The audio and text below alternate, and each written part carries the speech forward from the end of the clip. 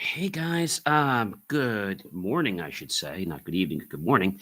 It is John C. Morley here, serial entrepreneur. It's been a little bit crazy with school and lots of things happening this week, and hoping this weekend I'll kind of catch up as we're ending the month of May. There was so many festivities with Memorial Day last week and all that good stuff. So definitely welcome everyone to Inspirations for Your Life. This is the May 2025 show. This is actually the show, ladies and gentlemen, for Tuesday, not Wednesday, even though today is Wednesday. This is Tuesday's show. All right, everyone. If you're a little bit thirsty, a little bit hungry, or maybe you want a snack, feel free to head to the kitchen and grab something, whether it's healthy or not, and head on back to the show so we can get things rolling. All right, everyone. I'm your host, John C. Morley. I'm not only a podcast host, but also a podcast coach, serial entrepreneur, video producer, and many other things. So it is great to have you here with me. Feel free to check out believemeachieve.com for more of my amazing, of course, inspiring creations, which you can do right after the show, 24 hours a day. So I hope that you will definitely check this out because I've got a lot of stuff, great stuff for you. And I think a lot of times people get, they get confused, right? And I think that's an important thing to understand. And maybe you're not sure sometimes where things are going. I know that happens to the best of us, and I know that sometimes you can get a little bit confused, you can get a little bit tired. Sometimes people can be nasty. That happens, right? So today's show, I think you're really going to appreciate. We all know the master topic for this week. If you didn't, here it is. It is building unity through clarity, communication, and compassion. But today's granular topic, which I'm sure you definitely want to know, is delegation and leadership played a key role in decision making. So that's important to understand. So let's kick this show off. All right, everyone. Okay. So in this thought provoking episode early this morning, in Inspirations for Your Life podcast, I'm going to dive very deep into the powerful synergy between leadership and delegation, and how both serve as pillars in effective decision making. Leadership isn't about doing it all, it's about guiding others to act with clarity and confidence. Delegation, when done correctly, empowers teams, clears the path for innovation, and ensures that no one person becomes a bottleneck. Whether you're a seasoned executive or an aspiring leader, today's episode is going to equip you with the insight to foster trust, sharpen your communication, and build a decision making culture that thrives on collaboration and shared responsibility. So let's get ready, everyone, to transform your life and lead with delegation. Number one, delegation builds trust. And you know what, ladies and gentlemen, it empowers others. You wouldn't think it, but it really does. When you put your confidence into someone else, it's like, wow, this person really trusted me. So, one of the most underrated leadership tools is trust. And delegation is how that trust is born and it's demonstrated and it's developed. When a leader, okay, entrusts team members with meaningful responsibilities, it communicates confidence in their abilities. This act alone can be a game changer for morale. Team members begin to take ownership, bring their best selves to the task, and stretch those skills. Delegation isn't about giving tasks away, folks. It's about giving people the opportunity to grow into their potential. Empowered employees are more motivated, innovative, and committed because they feel seen, valued, and, of course, trusted. Let's move on to point two, shall we? All right. Point two is really, really cool. And that is one I think you're going to want to know. And that's leadership guides decision making through vision. So great leaders don't just delegate tasks, they anchor every decision in a clear, compelling vision. Vision provides direction when uncertainty clouds the path. And no, excuse me, when leaders communicate a strong purpose, it acts as a compass for everyone involved. delegated decisions become extensions of the overarching vision, not just isolated actions. Vision, I should say, driven leadership ensures decisions align with values, goals, and long term success. It allows teams to self navigate, knowing their choices contribute to a bigger mission. And I think that's something that a lot of us don't realize. I have something in my eye here. Sorry about that, guys. When we realize that our mission is more than just us, our mission is more than just today, our mission is more than just tomorrow. Our mission is how we can make this place a much better place. I think that's an important thing for all of us to really, really understand.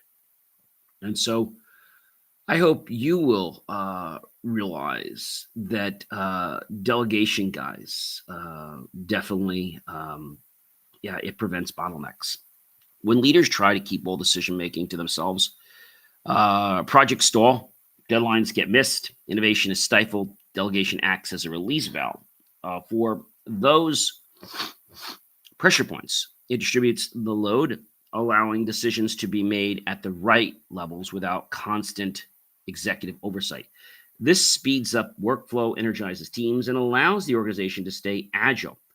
A leader who learns to let go of control becomes a gateway, not a gatekeeper, accelerating progress by empowering others to act swiftly and wisely. Number four, guys, strong leaders match tasks with the right people. So it's not about a popularity contest, folks. It's about really rising to the occasion. Effective delegation is not just about handing out tasks, as I said before. It's about aligning those responsibilities and strengths with the people you think that are going to be appropriate.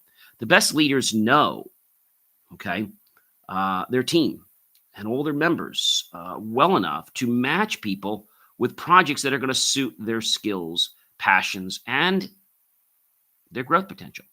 When delegation is personalized, it leads to higher performance, better outcomes, and of course, increased job satisfaction. It's also a powerful coaching moment, too. Leaders help their team stretch while still setting them up for success. Delegating wisely is both an art and a science. Well, number five, clear communication, folks, is essential in delegation. So you can't delegate if you don't understand like what you're doing, right? Or why you're doing something. I think that's a really important thing. So without clarity, as I said, even the most well-intentioned delegation can just fall apart like that. Expectations must be clearly communicated, what needs to be done, by when, and to what standard. When leaders provide context, goals, and support, they set them up and their teams for success. Ambiguity just leads to more errors, frustration, and blame, while transparency fosters accountability and alignment truly into a confident commitment. When people are shoving things around and they're blaming or playing the name blame game, that means that things weren't thought out properly. All right.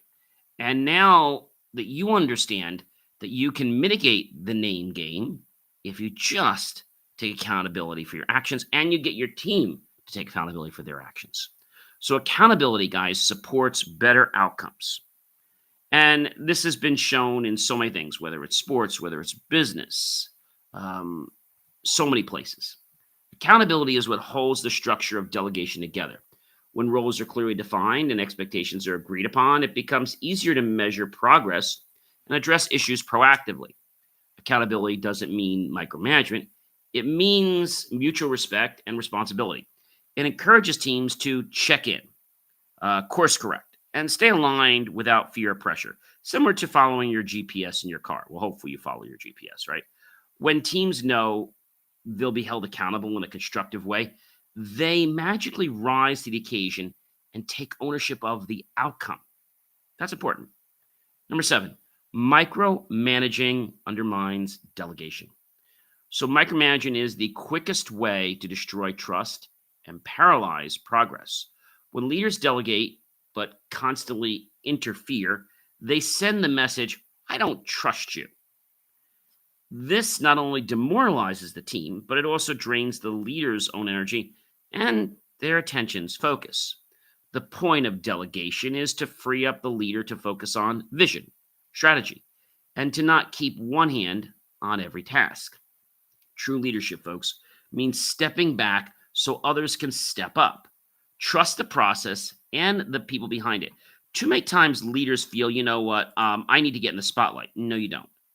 You need to realize that it's time to let other people have a little bit of the spotlight and see that goodness and how they can shine through and how they can benefit you and your team. All right. So, if you understand these things, then hopefully it'll make sense to you. Okay. Number 8, leadership creates a culture of shared responsibility. Delegation isn't a task, guys, it's a culture. Strong leaders foster environments where everyone feels responsible for success. They invite participation, encourage contribution, and recognize team wins. This culture of shared responsibility leads to better decision making because diverse perspectives are considered. It removes hierarchy from the equation and brings everyone to the table. A team that shares ownership also shares in the victories and the learning from failures. Number 9, delegation boosts team agility and responsiveness. Yeah, that's a mouthful of words, isn't it? Sure. In this fast moving environment that we live in every day, agility is essential. Delegation increases a team's ability to pivot, adapt, and of course, respond to many different challenges without waiting for a top down direction from someone. When team members are empowered to make decisions on their own from the ground up, they seize the opportunities and avoid roadblocks more efficiently than if they weren't given that opportunity. Agile teams don't wait, they act. In other words, they're proactive, not reactive. And that action is only possible when leaders trust their people and provide the tools, authority, and encouragement to lead from wherever they stand. It's important to understand that when you have a team, don't micromanage your team. Okay.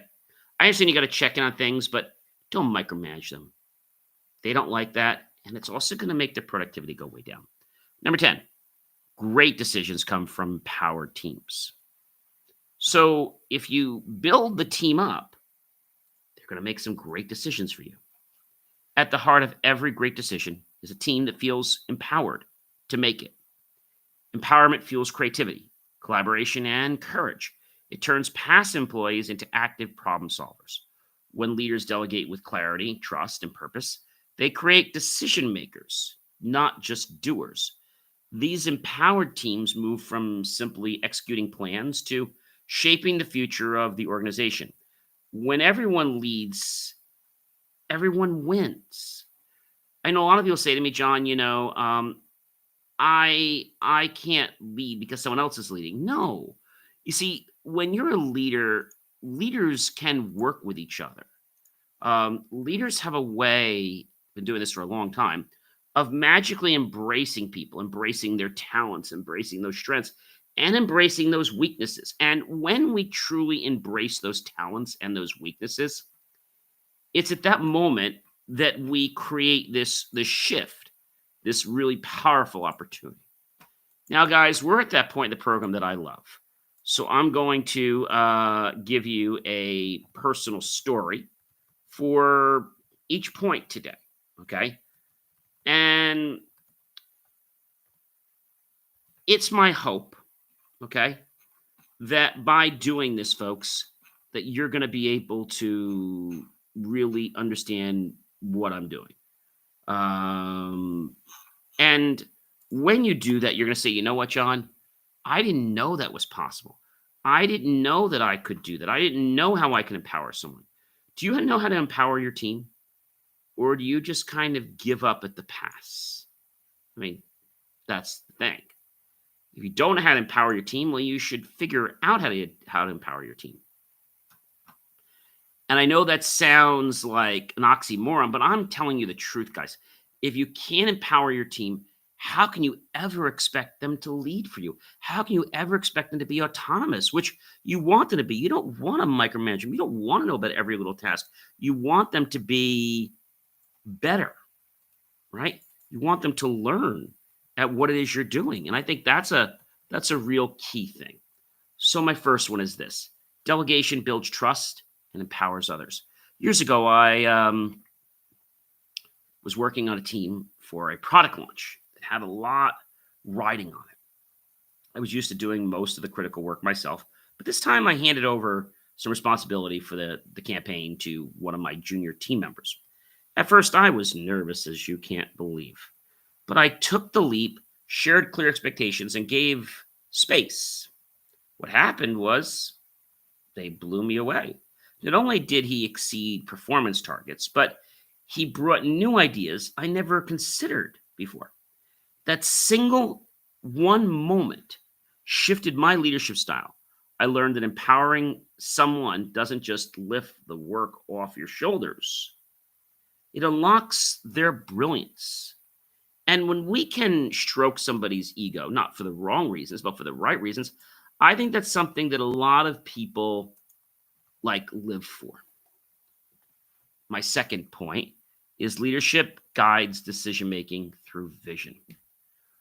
When I started building my podcast platform a while back, I kept getting bogged down in the tiny decisions: branding, colors, gear, outreach, templates. It wasn't until I took a step back and wrote down my long term vision to inspire transformation through authentic stories. See, that just felt right to me. And it all fell in place. That vision became a filter for all decisions, big and small. Whether it was choosing a guest or promoting a topic, I asked, does this align with my core values and my vision? If it did, I proceeded. If it didn't, I just moved on and discarded that thought. Vision gave me direction, and my team knew exactly what we were working toward.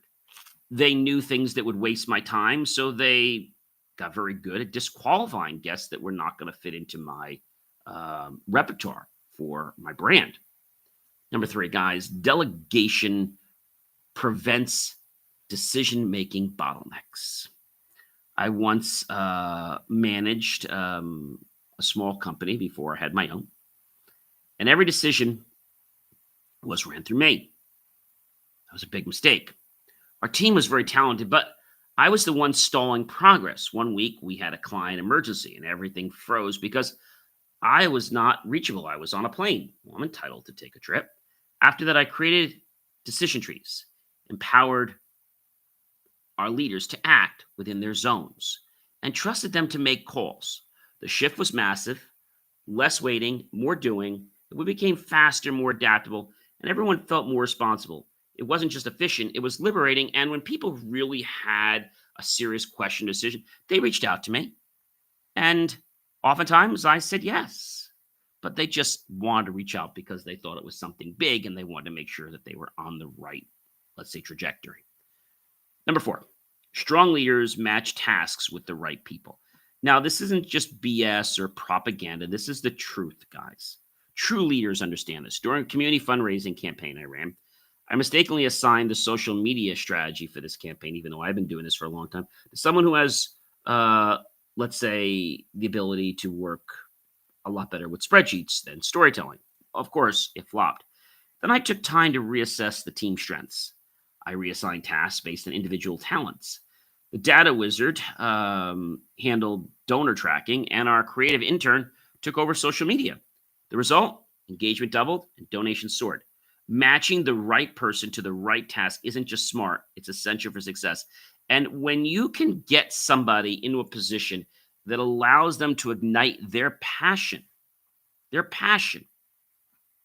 they light up, they shine, they deliver more than you ever could imagine. Number five, guys, clear communication is essential in delegation. I don't know why people today think that they don't need to communicate anymore, but I have to tell you, communication is not just something that you would, let's say, expect. All right. It's something that you will start to appreciate.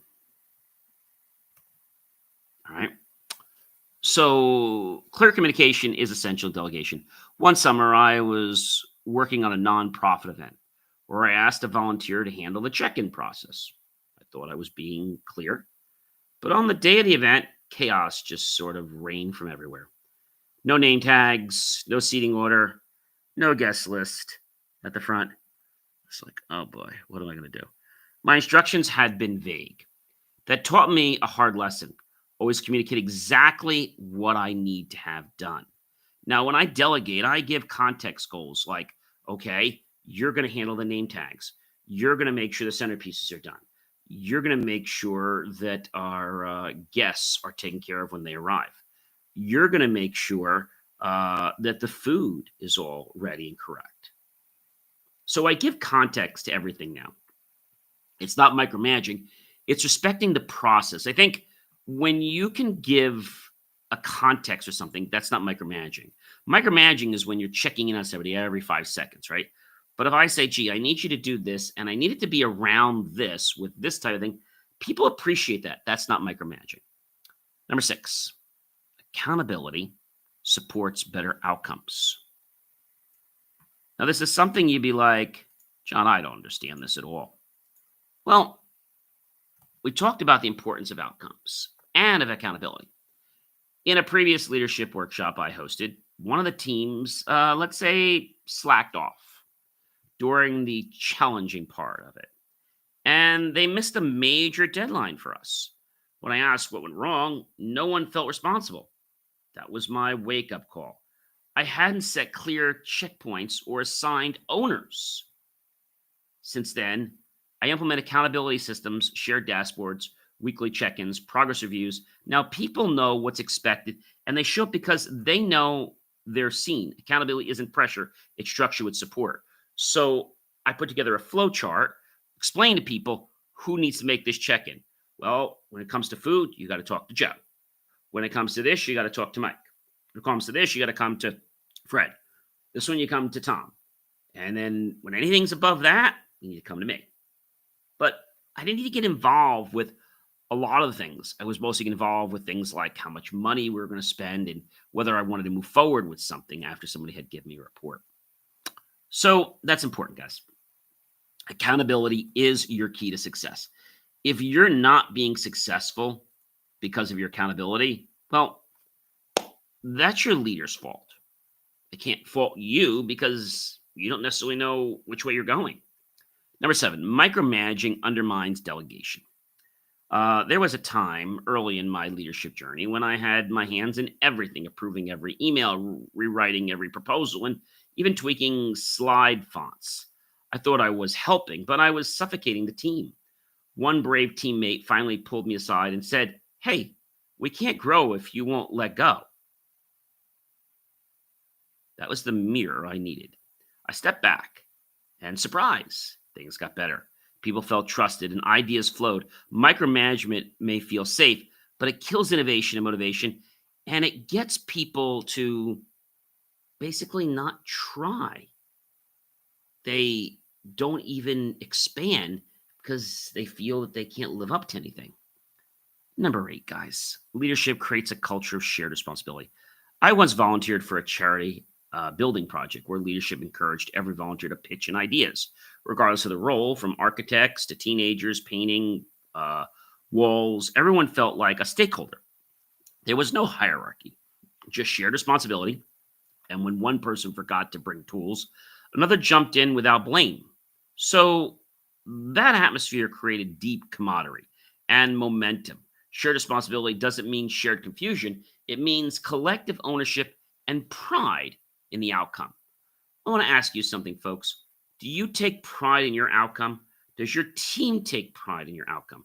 Or is it just about, well, if it's not the way we want it, then we just decide to play the blame game? I think that's an important thing to understand, because if you understand that, then maybe you'll be able to change. Okay. Just maybe. And if you understand what it is, then maybe you can shape things a different way. And I know that can seem scary at first. but it really has the potential to transform your entire life. So, what are you waiting for? Why not give that a try right now? Delegation boosts team agility and responsiveness. A few years ago, I co led a business pitch completion. When one of our presenters fell ill an hour before we went on, panic started to rise. But because we had delegated presentation roles and cross trained our team, another member stepped in seamlessly. No waiting, no panic, just action. And agility like that only happens when teams are trusted to lead and equipped to do so. Delegation isn't a fallback, it's a forward thinking strategy. So I think we always have to realize that whether you're in a play, whether you're in production, you have to realize that you've got to make sure you've got your back. Our last point and my last story. Number 10, great decisions come from empowered teams. I'll never forget a product design sprint I ran where I deliberately took a back seat. Instead of steering the team, I facilitated and encouraged what was going on. What unfolded was magic. Developers suggested usability, changes. Marketers rethought messaging, and designers took bold, creative leaps. The final product wasn't just good, it was revolutionary, outstanding. That experience taught me when teams feel empowered, they make decisions that surprise even the leaders. It's not about building a room full of people who feel smart enough to lead. It's about creating a culture that gets people to lead. And so leading doesn't mean that somebody has to get up on stage and, dictate something. No, it doesn't mean that they have to manage an entire project. Leading means that they're going to take a few accountability points and they're going to own them. And they're going to be responsible for how they work. Now, they may know nothing about those things, but they're going to make it their responsibility to own it. You ever called somebody like, a customer service representative and they just kind of push you around? But how about the one that actually decides to own the problem or the challenge? Even if they don't help you, you're just so happy that they're going to own it. And they're like, Mr. Roy, don't worry. We're going to follow this through and I'm going to make sure that everything happens. And I'll follow up with you tomorrow. And even though I'm not directly involved, but I'm going to make sure the right people get involved so this issue gets resolved immediately. That's how you run a successful business. That's how you run successful leadership teams. Ladies and gentlemen, I'm John C. Morley, serial entrepreneur. It's always a privilege, pleasure, and honor to be with you guys in these amazing mornings, days, evenings, and weekends every time. And I'll catch you soon on the show, but check out BelieveMeAchieve.com. Have yourself a fantastic evening, everyone. Be well.